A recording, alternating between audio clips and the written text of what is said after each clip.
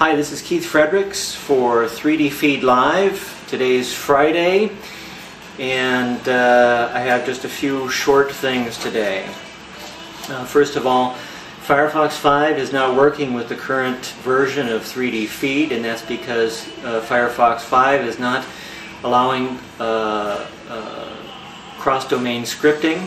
So we have to wait for a fix from Firefox on the cross-domain scripting issue before it's going to be operational for 3D Feed again.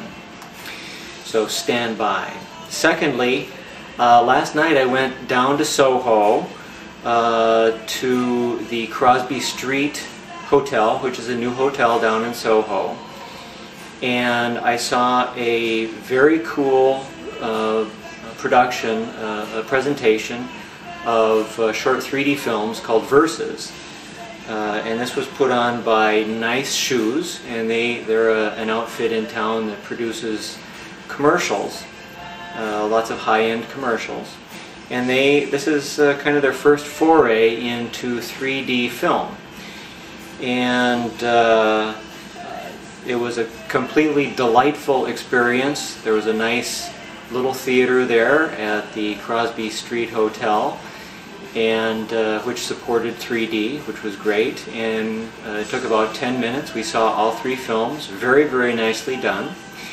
And yeah, we're looking forward to having the people from Nice Shoes put up their videos on 3D Feed, so we can see that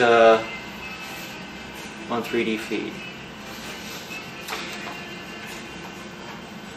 As I was coming home last night, I had this tune running through my head, and it was the Billy Joel song, Say Goodbye to Hollywood. Except, as it was going through my head, it was really Say Goodbye to Anaglyph.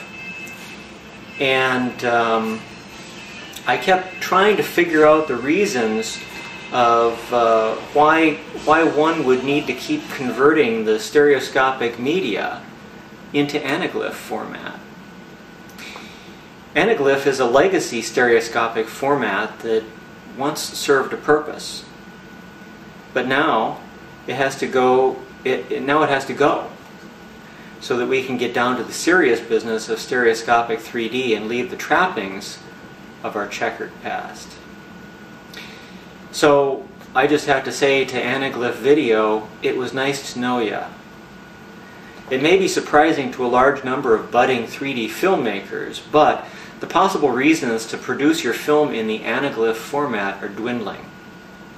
First, if you really want to view your stuff in anaglyph, that's fine.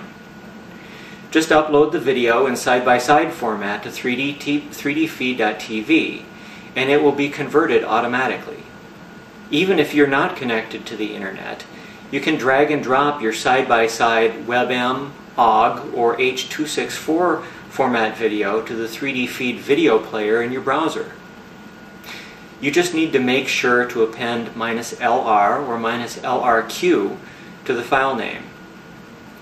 Set your preferences in 3dfeed.tv/preferences to anaglyph or one of the 11 other stereoscopic formats, and you're all set.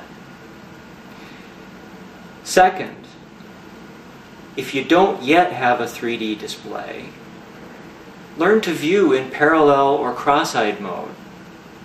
I use parallel myself. I can't do cross-eyed. You'll be able to get a really good idea of the depth of your content, and you can be sure that the colors won't be all screwed up like they are for anaglyph video. Third, go ahead and buy a 3D display of some sort. They're coming down in price. The HTC Evo is now going for about $179 with a 2-year contract. And you can play back your stereos in your videos in auto stereoscopic 3D on 3dfeed.tv. You can also get a good, reasonably priced 3D PC or 3D TV for about $1,500 now, and those continue to come down in price as well.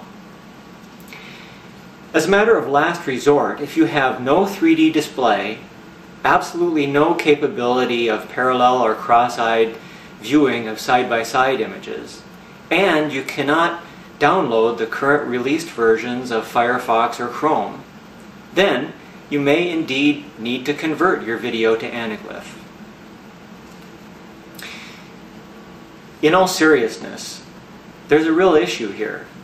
On one hand, the method of viewing 3D using anaglyph glasses is ubiquitous. That is, it works on virtually every type of display system, so you've got ultimate reach. But, on the other hand, by using this method, we both further the negative stereotype of goofy glasses and 3D stereoscopy as a gimmick, and we give our viewers a degraded experience with respect to the color reproduction.